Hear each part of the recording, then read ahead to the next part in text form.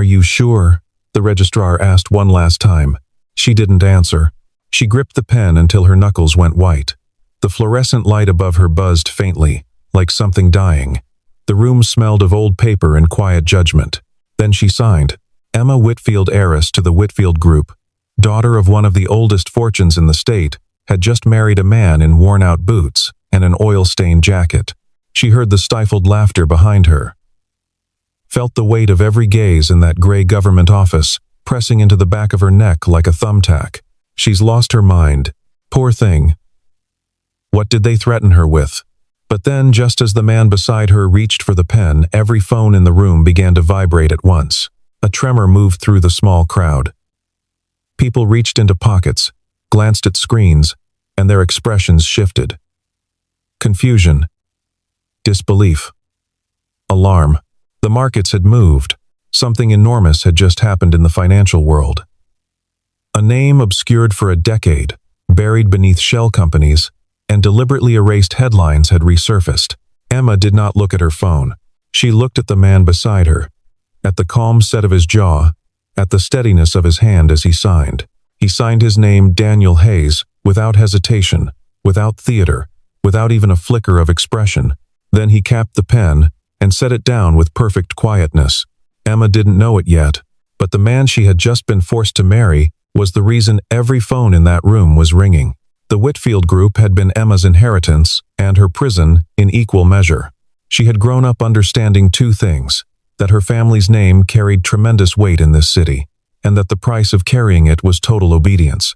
Her father, Gerald Whitfield, was not cruel in the way of monsters. He was cruel in the way of architects, precise, structural, convinced that every wall he built was for someone else's protection. It was a Tuesday in March when he called her into the library. She had been living in the family's East Wing apartment since her return from London, where she'd spent 3 years building a small but genuine career as a financial analyst. She'd been good at it, better than good, but Gerald had summoned her home 6 months ago with a single sentence: "The company needs you here." And Emma, who had never entirely broken free of the gravity of that house, had come. The library smelled of leather and lemon polish. Her father sat behind his desk. Her stepmother, Patricia, stood at the window with her arms folded, looking out at the garden as though none of this required her direct attention.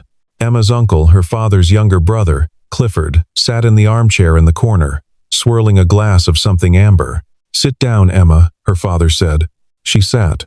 He told her the truth without preamble, which was his version of mercy. The Whitfield Group was not simply struggling, it was collapsing.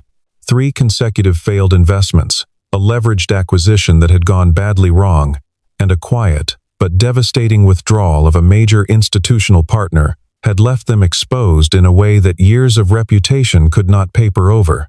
In 6 weeks, unless something changed, they would be forced into a structured bankruptcy. Emma listened. She felt the floor shift slightly beneath her feet. "There is one solution," her father said. She had not expected what came next. There was a man, a creditor, indirectly, through a chain of holding companies who had agreed to extend a critical lifeline to the Whitfield Group, not in exchange for equity or repayment terms, in exchange for something else. A marriage. Emma stared at him. "His name is Daniel Hayes," Gerald said. I know what a transactional marriage is," Emma said, her voice flat. "I'm asking why you think I would agree to one." "Because the alternative," Clifford said from the armchair, not looking up from his glass, "is that all of this goes away. The company, the apartment, the foundations, the staff, all of it." Patricia turned from the window. "We're not asking you to love him, Emma. We're asking you to be practical." "Who is he?" Her father's pause was almost imperceptible. "He's a single father, a local man. He has a daughter. He lives simply." "He's poor," Emma said. "He's modest," Gerald said carefully. "He's poor," she repeated. "That's what you're telling me. You want me to marry a man with no money to save a company that has no money." "The arrangement has been made," her father said. "The paperwork is prepared." She looked at the 3 of them. At her father's studied composure. At Patricia's careful blankness. At Clifford's glass. "The price to keep all of this," she said slowly, Is me. No one corrected her. The registrar's office was small and echoless, and smelled of old paper. Daniel Hayes was already there when Emma arrived with her aunt as witness. He was taller than she'd imagined, lean, with dark hair that needed cutting, and a jaw that carried a day and a half of stubble. His jacket was clean, but visibly old. His boots were worn at the heel. He held his hands loosely at his sides. He looked at her when she walked in, not with hunger, not with triumph. Not with the cautious hope of a man who knew he was receiving something above his station. He looked at her with a kind of careful steadiness, like a man who had already decided how this day was going to go, and had made his peace with it. She did not speak to him before the ceremony. She barely looked at him. Are you sure? The pen, the signature. The laughter she didn't turn around to face. And then it was done. Daniel Hayes lived 20 minutes from the city center.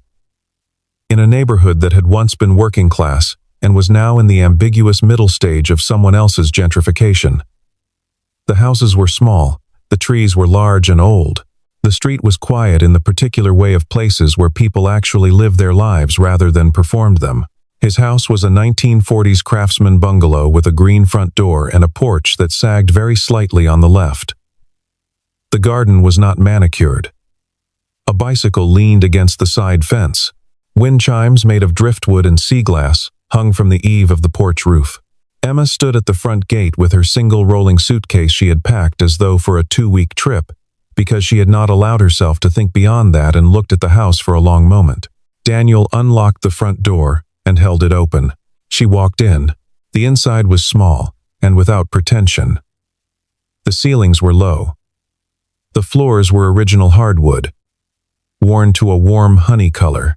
The kitchen was visible from the front door, a yellow kitchen, with copper pots hanging from a rack, and a fruit bowl on the counter, and a child's drawing held to the refrigerator with a magnet shaped like a lobster.